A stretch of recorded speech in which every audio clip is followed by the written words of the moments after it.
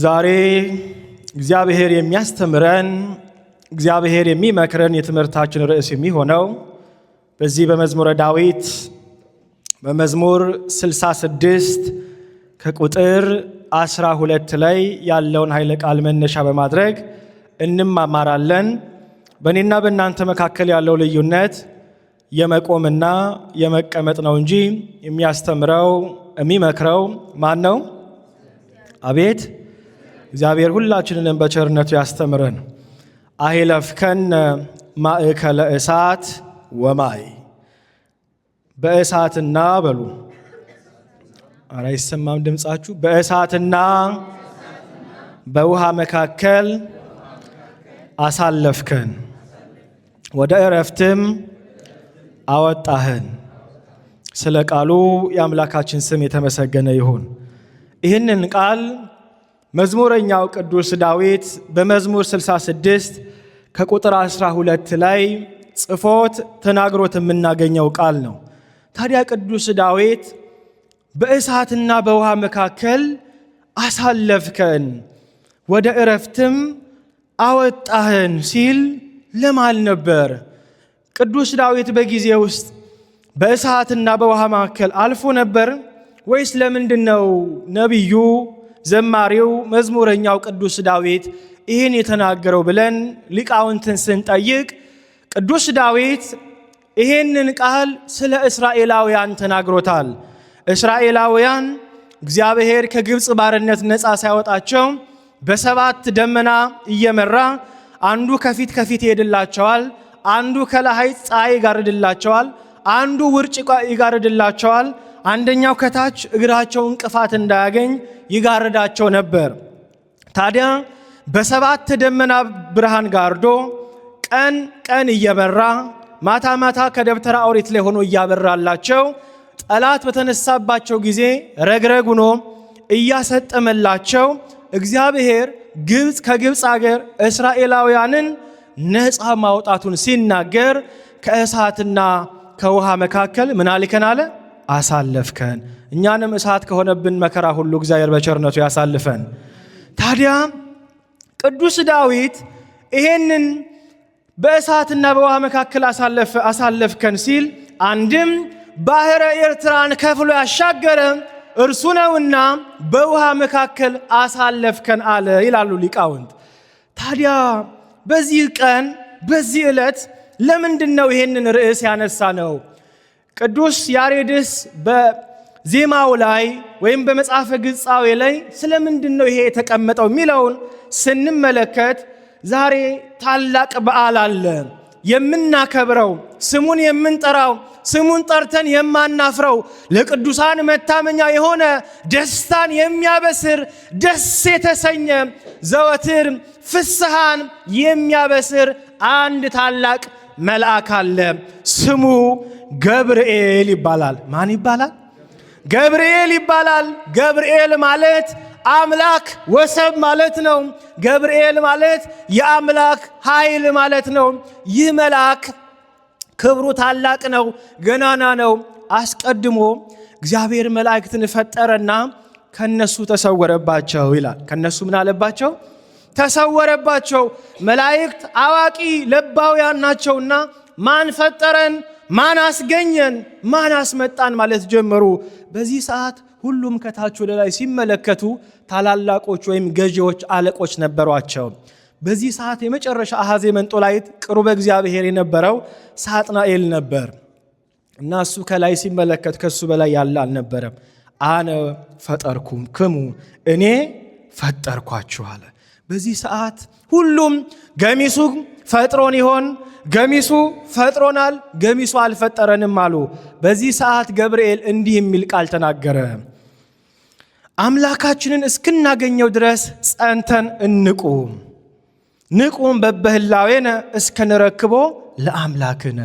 ቅዱስ ገብርኤል እግዚአብሔር በዚያ ተገልጦ ዳቢሎስና ሰራዊቱን ወደ ምድር ሲጣሉ መላእክትን ያጸና መልአክ ነው።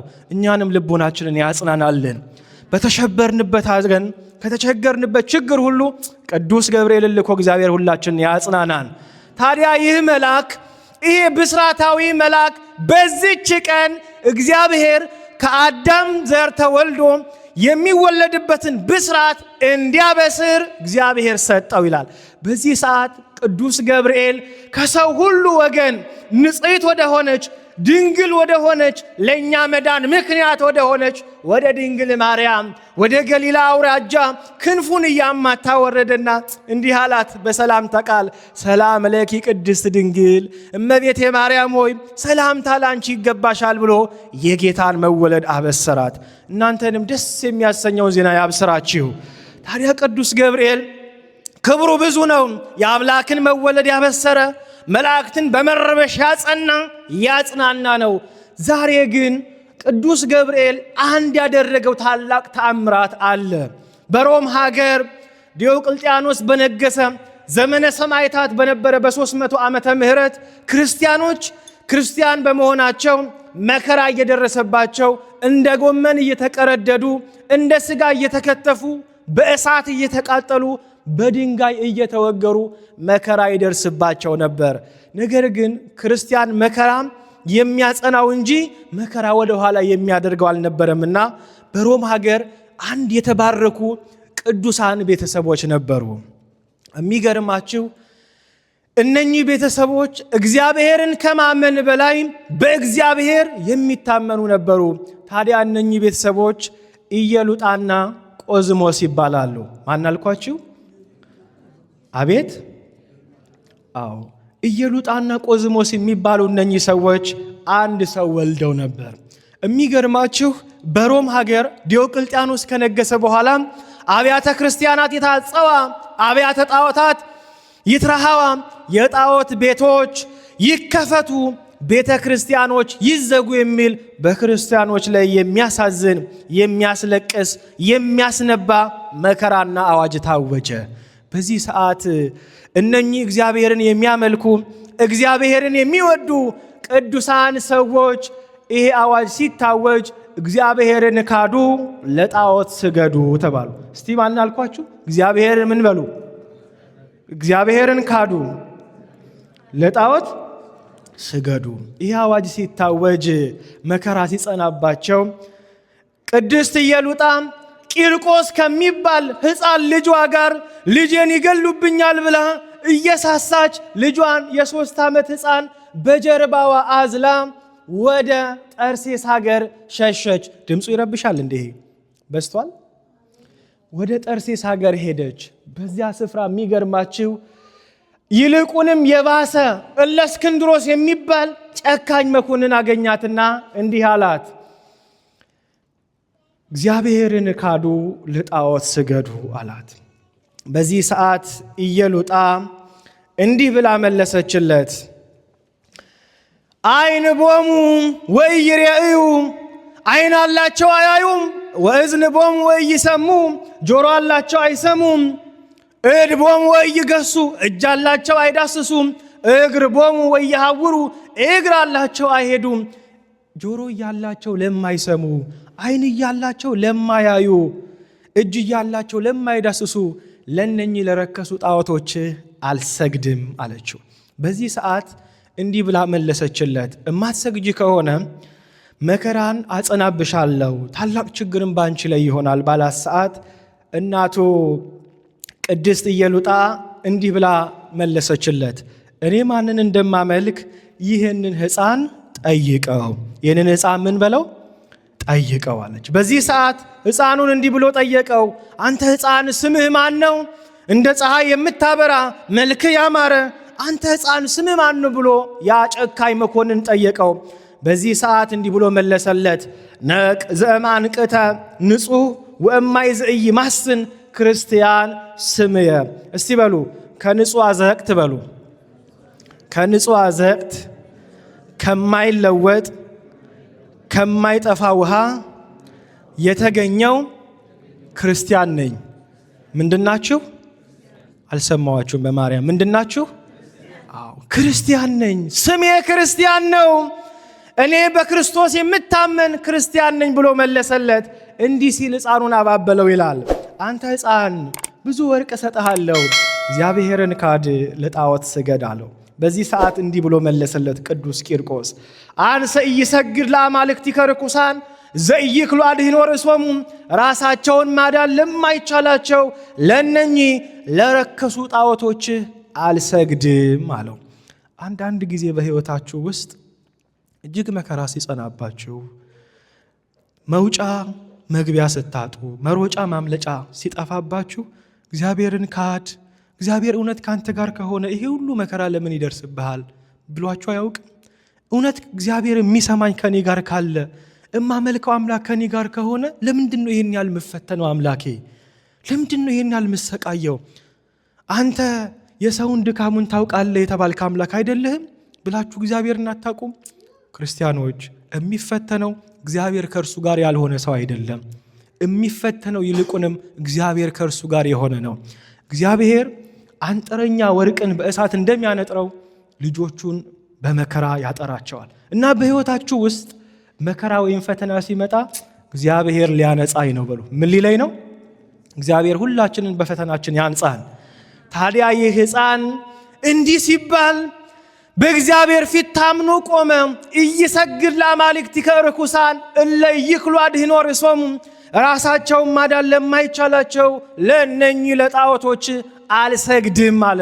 እንዲህ በሉት፣ ሰይጣን ክፉ ሐሳብ ባይምሯችሁ ባመጣ ጊዜ አምላኬና መድኃኒቴ እግዚአብሔር ያድነኝ ዘንድ ይችላል። እርሱ እኮ ትናንት እስራኤልን ያሻገረ ነው። እሱ እኮ ትናንት ታሪክን የለወጠ ነው። ሌላው ቢቀር የኔ ሕይወት ለእግዚአብሔር ምስክር ነው። ትናንት ወድቀን ከነበርንበት ያነሳን ማን ነው? ከተረሳንበት ያስታወሰን ማን ነው? ጠፍተን ነበር የመለሰን ማን ነው? በክብር ያቆመን ማን ነው? እግዚአብሔር ነው። አመስግኑት፣ አመስግኑት። እግዚአብሔር ነው። የተረሳውን የሚያስታውስ የወደቀውን የሚያነሳ የጠፋውን የሚፈልግ ብቸኛ ወዳጅ ብቸኛ ዘመድ ማን ብቻ ነው? እግዚአብሔር ነው ወገኖቼ።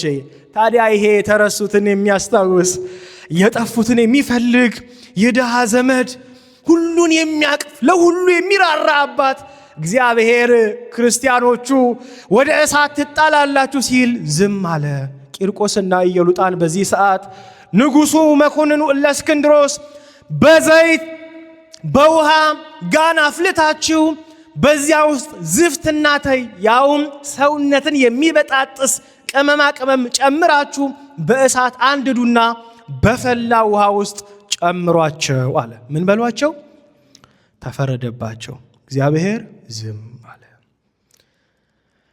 እያለቀሳችሁ ነው፣ እግዚአብሔር ዝም ብሏል። እየጸለያችሁ ነው፣ እግዚአብሔር ዝም ብሏል።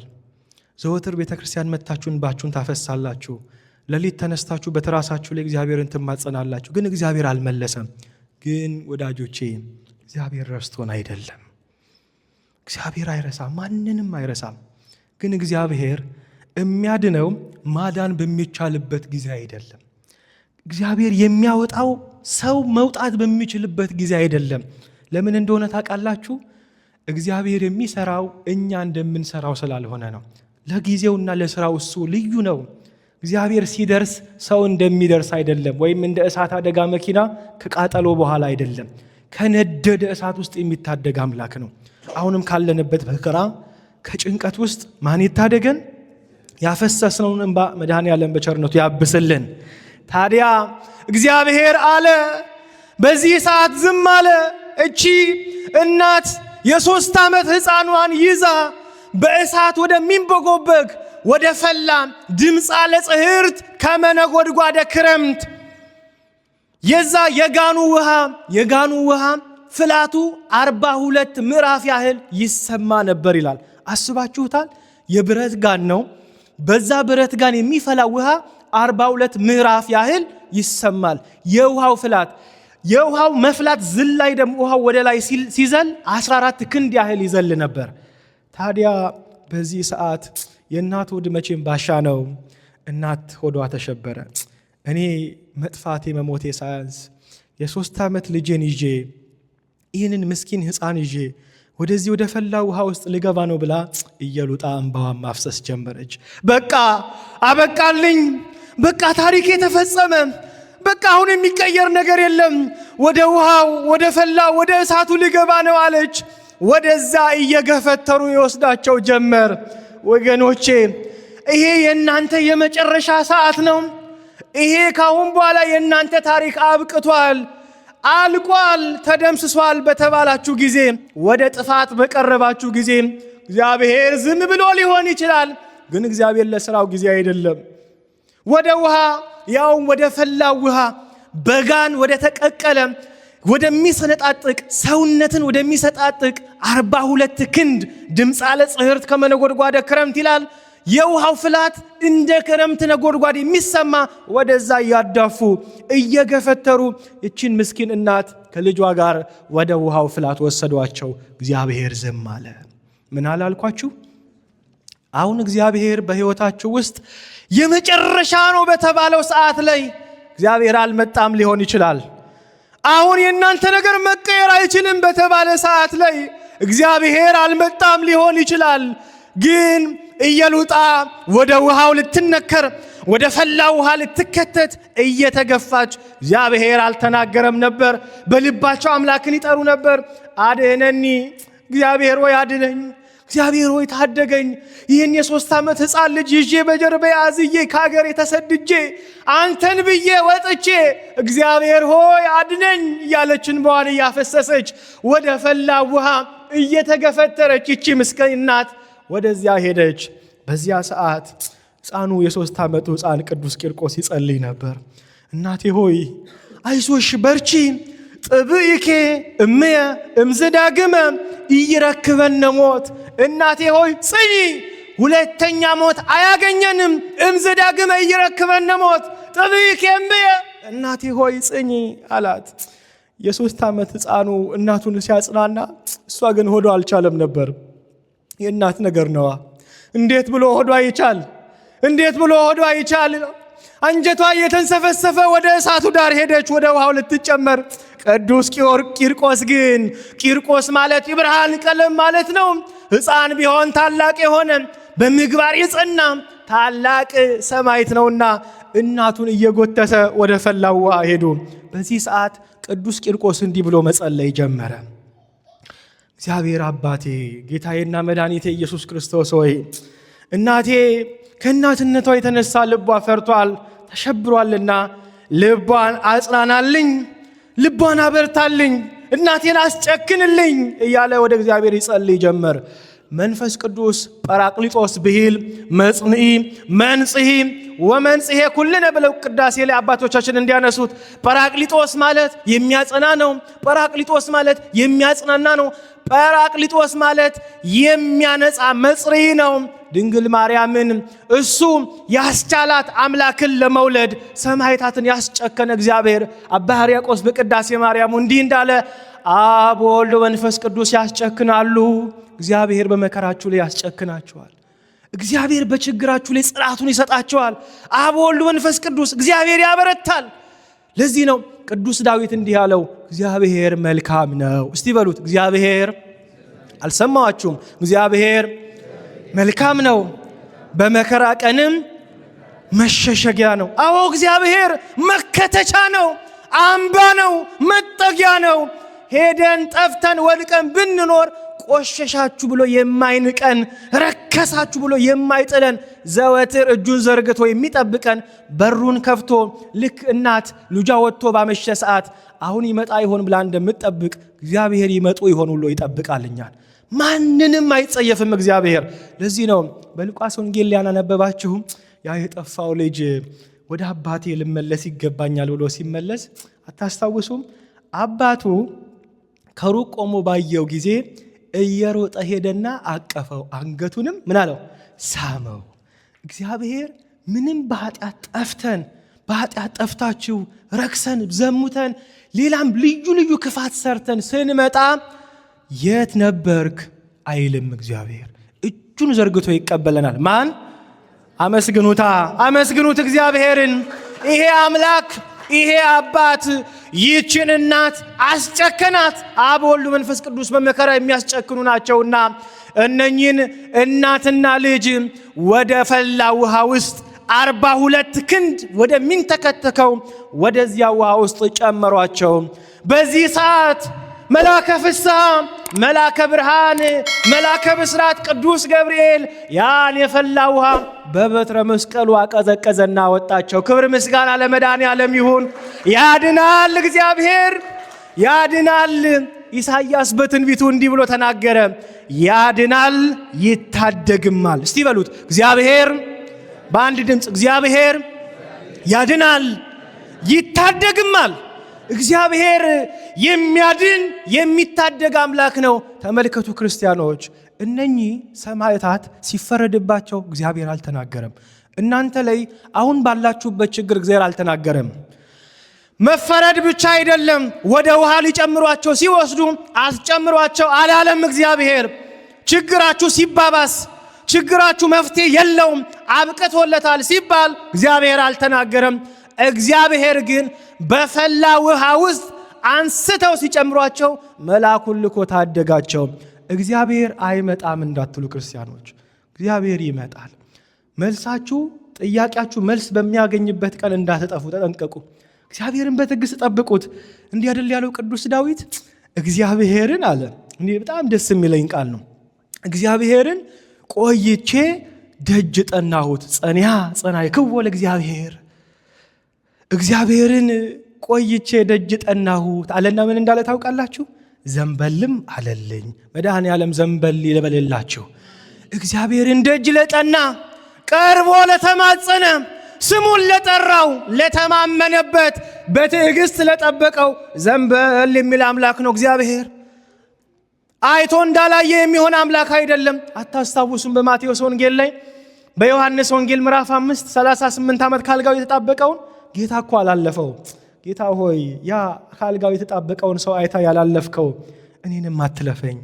ጌታ ሆይ ከ18 ዓመት ጀምሮ ደም ይፈሳት የነበረችን ሴት ያልተጠየፍካት እኔንም አትጸየፈኝ። ጌታ ሆይ ወደ እኔ ና በሉት። እግዚአብሔር ወደ ሕይወታችሁ ይምጣ። ታዲያ ቅዱስ ገብርኤል ይሄንን የፈላ የክረምት ነጎድጓድ የመሰለ ውሃ አቀዘቀዘና በክብር ከፍ ከፍ አደረጋቸው። ለዚህም ነው ቅዱስ ዳዊት መላእክቱን ስላንተ ያዘዋቸዋልና አለ። እግሮች በድንጋይ እንዳይደናቀፉ መላእክቱን ስላንተ ያዛቸዋልና አለ። ይሄ ብቻ አይደለም። ቅዱስ ዳዊት ሲመሰክር መንክር እግዚአብሔር በላይ ለቅዱሳኑ፣ እግዚአብሔር በቅዱሳኑ ላይ ድንቅ ነው አለ። ታዲያ ክርስቲያኖች በሕይወታችሁ ውስጥ ጥያቄ ላልተመለሳችሁ ነገር ወይም መልስ ላላገላችሁለት ነገር ምክንያቱ አንድ ነው። የመጀመሪያው እግዚአብሔር አሁን በዚህ ሰዓት እንዲመልስላችሁ የምትፈልጉትን ጥያቄ ልክ ቅዱስ ያዕቆብ አባታችን እንደጠየቀው ጠይቁት። ጌታ ሆይ ያዕቆብ እንዲህ ብሎ ጠይቆህ ነበር፣ ካልባረከኝ አልለቅህም። እስቲ በሉት፣ ካልባረከኝ። አቤት ጌታ ሆይ የኔን ጥያቄ ካልመለስክልኝ አልለቅህም፣ ከዚህ ችግር ካላወጣኝ አልለቅህም፣ አሁን ከምጠይቅ ጥያቄ መልስ ካልሰጠኝ አልለቅህም። ያዕቆብ ከእግዚአብሔር ጋር ታገለም፣ አሸነፈ ይላል። ያዕቆብ ተሰዶ በወጣ ሰዓት በዚያ በወደቀ ጊዜ ጌታ ሆይ የደረስክለት እኮ አንተ ነበርክ። ጌታዬ ሆይ ዳንኤል በአንበሳ ጉድጓድ ውስጥ በተጣለ ጊዜ አንበሶች ስጋውን በጣጥሰው እንዳይበሉት የደረስክለት እኮ አንተ ነበርክ። ድረስልኝ አባቴ፣ አንተ ነህ ወዳጅ የማትከዳ ቀርበ የማትርቅ እውነተኛ ወዳጅ። ዛሬ አብሬ በላው፣ ዛሬ አብሬ ጠጣው ብለ ነገ ከእጅ ቢያጡ የማትበተን ቀርበ የማትርቅ ወዳጅ አንተ ነህ። ጌታዬ ሆይ ካልመለስክልኝ አልለቅህም በሉት። እግዚአብሔር የሕይወታቸውን ጥያቄ በቸርነቱ ይመልስላችሁ። ታዲያ በመጨረሻ ይህንን ቅዱስ ቂርቆስን ታላቁ የቤተ ክርስቲያናችን ሊቅ አርከስሉስ እንዲህ በማለት ያመሰግነዋል። እግዚአብሔር ሴመ ረድኤቶ ለአስናኒከ አቃቤ ወስሞ መጥበቤ ፍትወ ምግባር ቂርቆስ ወምዑዘ ሂሩት እምከርቤ ለዘተጽይረ በምንዳቤ ወለዘ ቆስለ በጥብጣቤ ለአባልከ ሰላም እቤ። እግዚአብሔር ታናሽነትን ረድኤቱን ለታናሽነት የሰጠ ጠባቂን ያስቀመጠ ብልህ የሚያደርግ ምልክቱንም ምግባር ያማረ ቅዱስ ቂርቆስ ሆይ ሰላም ለአንተ ይሁን። በእውነት ለቅዱስ ቂርቆስ ሰላም ይሁንልን። አረ አመስግኑት ቅዱስ ቂርቆስን። ታዲያ በመጨረሻም አባ ጊዮርጊስ ዘጋስጫ በመጽሐፈ ምስጢር ላይ ሲያመሰግነው እንዲህ ይለዋል። ሰላም ለቂርቆስ ወሬዛ በመንፈስ በልደት ንዑስ ንጹሕ ከመዕጣን ወፍሱ ከመወይን እንደ ወይን ደስተኛ የምታደርግ በልደት ታናሽ የምትሆን በመንፈስ የጎበኘ የጎለመስክ እናትህን ያጽናና ቅዱስ ቂርቆስ ሆይ እኔ በሃይማኖት መጽናት አቅቶኛል፣ በጥያቄ ላይ መጽናት አቅቶኛል፣ መጸለይ አቅቶኛል፣ መጾም አቅቶኛል። መጾም እፈልጋለሁ፣ መጾም አልቻልኩም። መጸለይ እፈልጋለሁ፣ መጸለይ አልቻልኩም።